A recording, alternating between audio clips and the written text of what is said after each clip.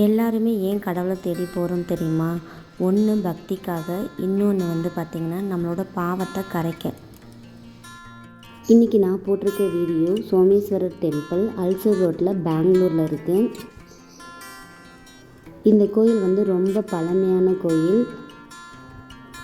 இந்த கோயிலில் இருக்கிற சிலைகளும் தூண்களும் அங்கே இருக்கிற மரங்களும் இந்த கோயிலோட பழமையை பற்றி அழகாக கூறுது. இந்த பழமையான கோயிலில் பார்த்திங்கன்னா அமைதிக்கு பஞ்சமே இல்லை. ரொம்ப அமைதியாக இருக்குது, மனசும் லேசாக இருக்குது.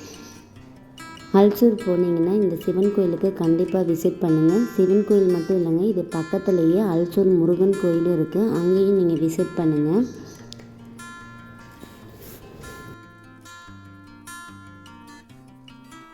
இங்கே மூலவர் சிவபெருமான், அவருடைய வாகனம் நந்தி.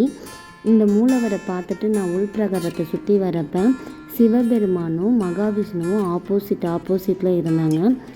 இது மாதிரி நான் தமிழ்நாட்டு கோயிலில் தான் நான் பார்த்துருக்கேன். இந்த ஏரியாவை பார்க்குறப்ப எனக்கு ரொம்ப ஹாப்பியாக இருந்தது. ஏன்னா பக்கத்து வீடு மாதிரியே சர்ச்சுக்கு பக்கத்தில் கோயில் இருக்குது, கோயில் பக்கத்தில் மசூதி இருக்குது. பெங்களூரில் பார்த்திங்கன்னா சனீஸ்வரன் டெம்பிளும் இந்த மாதிரி நாக சிலைகள் உள்ள டெம்பிள் நிறையா இருக்குது. நாக சிலைக்கு நாகதோஷம் உள்ளவங்க பால் அப்புறம் மஞ்சள் குங்குமம் போட்டு வழிபடுறாங்க.